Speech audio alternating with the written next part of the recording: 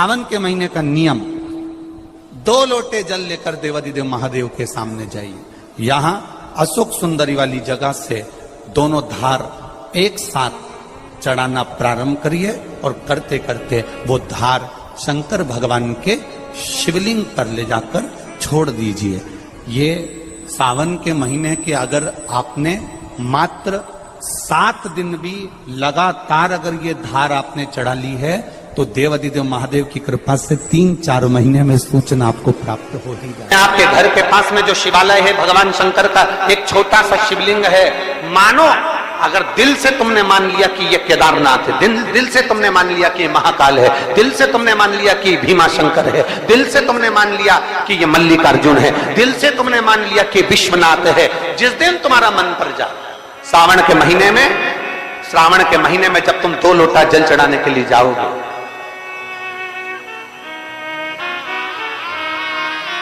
श्रावण के महीने में जब तुम 2 लोटा जल चढ़ाने के लिए जाओगे और 2 लोटा जल तक तुम अपने हाथ में लेकर चढ़ाओगे, जिस दिन तुम्हारा चित्त में मन में आ जाए कि आज मैं विश्वनाथ नहीं गई हूं, मैं सावन के महीने में मैंने विश्वनाथ का दर्शन नहीं करा है, सावन के महीने में मैं काशी नहीं गई, सावन के महीने में मैं गंगा के घाट पर नहीं गई, जिस दिन सावन के महीने में तुम्हारे मन में आ जाए 2 लोटा जल लिया, शंकर जी को चढ़ाते हुए अपने मन में विचार कर लिया कि मेरे विश्वनाथ, मैं तुम्हारे दरवाजे तो नहीं आ सकी, पर मेरे जल में अगर बल होगा तो इस जल को आप वहां से यहां आकर स्वीकार कर लोगे। वो विश्वनाथ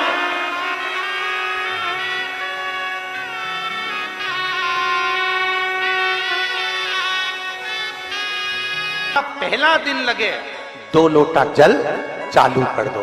श्रावण के पूरे महीने 2 लोटा जल अपने घर से लेकर जाओ और अपने घर से जब जल लेकर जाओ तो ये विचार कर कर जाना, आज मैं शिव को काशी में, आज मैं शिव को केदार में, आज शिव को अमरनाथ में, आज शिव को भीमा शंकर में, आज शिव को मल्लिकार्जुन में। और फिर निवेदन करूंगा, जिस बहन को 19 और 20 साल तक भी औलाद नहीं हुई हो तो कृष्णेश्वर महादेव का नाम लेकर 2 लोटा जल तुम्बकेश्वर महादेव का नाम लेकर चढ़ा कर देखना, सावन के बाद में बाबा संतान जरूर देगा, झोली जरूर भरेगा।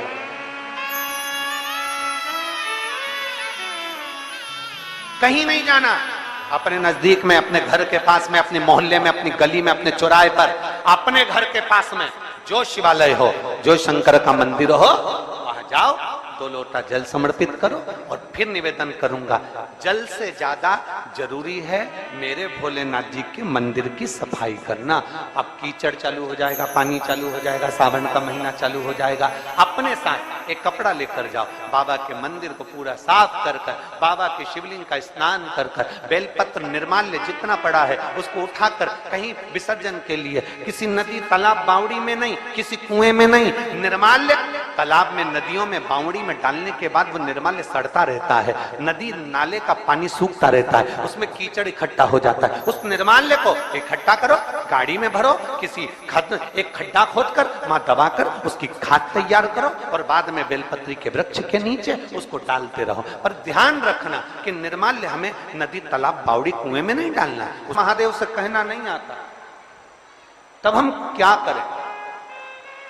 तो शिव महापुराण की कथा बड़ा सुंदर बात कहती है कि जीवन में कितनी भी तकलीफ हो, कितना भी कष्ट हो, कितना भी दुख हो, जब हम एक बेलपत्र लेकर भगवान शिव को समर्पित करने के लिए जाते हैं और दिल से, हृदय से, भाव से जब एक बेलपत्र समर्पित करते हैं और 1 लोटा जल अशोक सुंदरी पर चढ़ाने के बाद हम देवाधिदेव महादेव को जब समर्पित करते हैं तो ये निश्चित है हमारे दुख, हमारी तकलीफ, हमारे कष्ट को मेरा शंभू काटता जरूर है, ये निश्चित था। बोल बम का नारा है, जरा जम के, बोल बम का नारा है, सारी समस्या का हल।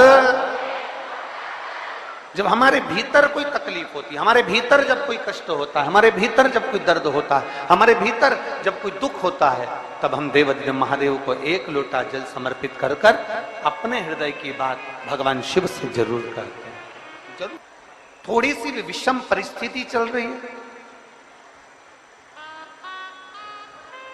थोड़ा भी तकलीफ चल रही है, थोड़ा भी कष्ट आया है जीवन में, थोड़ा भी दुख, थोड़ी भी तकलीफ, थोड़ा भी दर्द, थोड़ा भी कष्ट अगर आपके जीवन में आया है तो शिव महापुराण की कथा कहती है सबसे पहले भगवान शंकर की शरणागति में जाए, भगवान शिव के पास जाए। सबसे पहले भगवान शिव के पास पहुंचे और भगवान शंकर के पास जाकर अपने हृदय से, अपने दिल से, अपने मन से, अपने भाव से भगवान शिव को अपने मन की बात देवादिदेव महादेव को कहना प्रारंभ कर।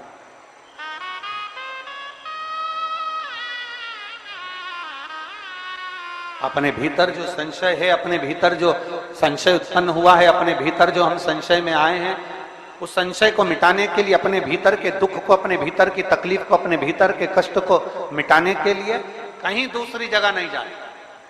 शिव महापुराण की कथा कहती है अगर जीवन में दुख भी आया है, तकलीफ भी आई है, कष्ट भी आया है, पड़ोसी के यहाँ, रिश्तेदारों को, नातेदारों को, कुटुंब को, कबीले को जाकर कहोगे, वो दुख मिटने वाला नहीं, वो संशय समाप्त होने वाला नहीं, वो तकलीफ समाप्त होने वाली नहीं, वो दुख समाप्त होने वाला नहीं है। अगर जीवन में संशय आया है, जीवन में अगर तकलीफ आई है, जीवन में अगर कष्ट आया है, तो हमें शिव की शरणागति ग्रहण कर लेना चाहिए। एक लोटा जल हाथ में लेकर भगवान शिव से अपने दिल की बात, अपने मन की बात भगवान शंकर को जरूर जाकर कहना चाहिए। कर रहे हो ये आपके ऊपर निर्भर करता है। मां, महात्मा और परमात्मा,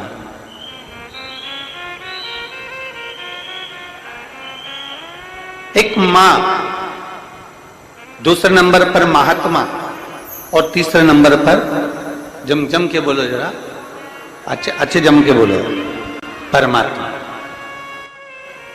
ये तीन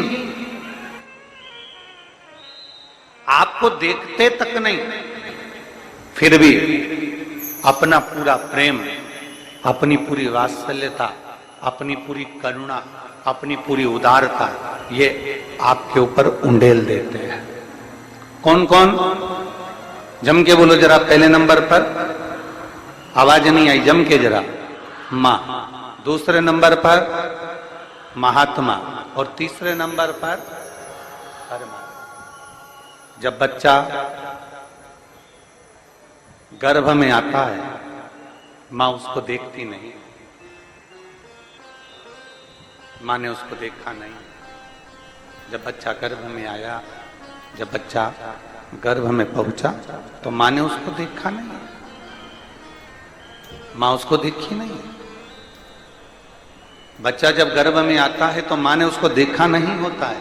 बच्चा जब गर्भ में आता है तो मां उसको निहारी नहीं होती है, पर मां अपनी पूरी करुणा, अपनी पूरी उदारता, अपनी पूरी वात्सल्यता, अपना पूरा प्रेम मां उस बच्चे को दे देती है। पूरी करुणा दे दी मां ने, पूरी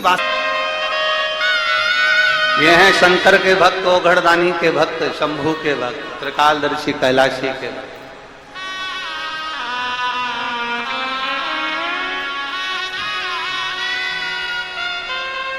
अपने नेत्रों से दर्शन करते रहते हैं। भगवान ब्रह्मा अपने नेत्रों से दर्शन करते रहते हैं, पर शंकर जी के नेत्र बंद रहते हैं, शिव जी के नेत्र बंद रहते हैं। शंकर भगवान समाधि में डूबे रहते हैं, शंकर भगवान समाधि में लीन रहते हैं। तो कई लोग, कई जिनके मुख में जो आता है, जिनके विचारों में जो आता है, वो कह देते हैं कि शंकर जी की आराधना नहीं करना चाहिए, क्योंकि शंकर तो समाधि में डूबे रहते हैं, वो तो देखते ही नहीं है। पर उनको समझाना यह है कि नानू मां का चरित्र कह रहा है कि नानू मां के पिता मछली पकड़ने का जाल बनाते हैं और ध्यान नानू मां पर रहता है। एक पनिहारन पानी को लेकर जाती है, सिर पर हंडे पर हंडा, मटके पर मटका, मटके पर मटका, मटके पर मटका रखती है, चलती जाती है, पड़ोसन से बात करती है, पर ध्यान मटके पर रहता है। एक माँ अपने बच्चे को लेकर बाजार में जाती है, सामान कितना भी खरीदे पर बच्चे पर ध्यान रहता है। एक पिता अपने काम में ध्यान देता रहता है, उसी तरह मेरा ओगढ़धानी भले नेत्र बंद कर कर समाधि में डूबा हुआ हो,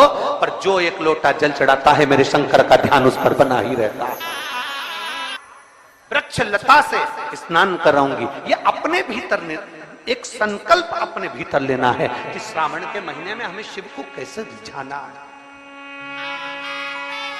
शंकर को कैसे प्रसन्न करना है, शंकर को कैसे प्रकट करना है, शंकर को देवादिदेव महादेव को पकड़ने का जाल इंसान नहीं बना सकता, वो तो शंकर देवादिदेव महादेव किसी के दिल में आकर बैठ जाते हैं तो वो हृदय के जाल में शंकर को पकड़कर अपने दिल में बिठा लेता है। कोई कोई लिंग के सम्मुख में सत्य बोला है, घर में जब शुभ आयोजन होगा, घर में जब शुभ शकुन होगा, घर में जब शुभ कार्य किया जाएगा, घर में जब वंश की वृद्धि हो रही होगी, घर में कोई नया मेहमान आ रहा होगा, घर में कोई आतिथ्य हो रहा होगा, कोई नया मुहूर्त हो रहा होगा, तब हे नारायण आप सत्य बोले हो, इसलिए आपकी पवित्र पूजन प्रत्येक घर में पूर्णिमा, अमावस्या, एकादशी, द्वादशी, संक्रांति आदि का दिन आपके इस स्वरूप की पूजन पूरा ब्रह्मांड करेगा और आपको लोग सत्यनारायण भगवान के नाम से पुकारेंगे। बोल सत्यनारायण भगवान की। इसीलिए स्कंद पुराण का रेवा खंड कहता है, इसलिए हमारे यहाँ जब सत्यनारायण भगवान की हम कथा श्रवण करते हैं, प्रथम अध्याय पूर्ण होता है, द्वितीय अध्याय पूर्ण होता है, तो विद्वान ब्राह्मण जन कहते हैं इति श्री रेवा खंडे प्रथम अध्याय। तो ऐसा रेवा खंड में से भगवान सत्यनारायण के सुंदर स्वरूप का वर्णन आता है, शिव महापुराण में से भगवान सत्यनारायण के स्वरूप का वर्णन आता है, भगवान शिव की पवित्र कथा का वर्णन आता है, भगवान शंकर के सुंदर स्वरूप का वर्णन आता है, और भगवान नारायण का एक नाम सत्यनारायण। महीने, 2 महीने, 3 महीने, 6 महीने, 4 महीने, 8 महीने, 10 महीने, 12 महीने में एक नियम बना लो कि हमारे घर में हम सत्यनारायण भगवान की कथा किसी ब्राह्मण जन को बुलाकर करवाकर यज्ञ ग्यारी करवाकर अपने जीवन को सार्थक बनाएंगे, क्योंकि सत्यनारायण की कथा भी शिव की कृपा के आनंद में होती है।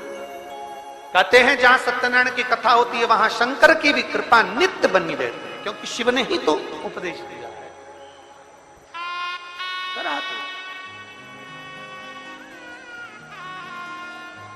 हमारे यहाँ तो माताएं बड़ा सुंदर सुंदर भजन भी गाती हैं, सतना पर चढ़ेगा पर शिव पर कभी नहीं चढ़ेगा, कभी नहीं। गौ माता तू झूठ बोली है मेरे सामने, तेरा पूरा शरीर पुजाएगा, कन्यादान, वस्त्रदान, मुद्रादान, स्वर्णदान, अन्नदान, सारे दान आगे से होंगे, पर गौदान पीछे से होगा, गाय की पूंछ पकड़कर किया जाएगा, क्योंकि तू झूठ बोल गई मेरे सामने। सारे देवताओं की परिक्रमा आगे से, पर गौ माता की परिक्रमा पीछे से होगी। गाय की परिक्रमा आगे से नहीं होती, पीछे से चालू होकर पीछे विराम होता। तू झूठ बोल गई मेरे सामने। गौ माता तू जगत की मां कहलाती है, गाय माता भी कहती है मुझे क्षमा कर, मेरे मुख से झूठ निकल गया। केतकी का फूल कहता है क्षमा करिए, मेरे मुख से झूठ निकल गया। ब्रह्मा जी क्षमा नहीं मांगे, क्षमा नहीं। ब्रह्मदेव कह रहे हैं कि आकाशवाणी झूठी है,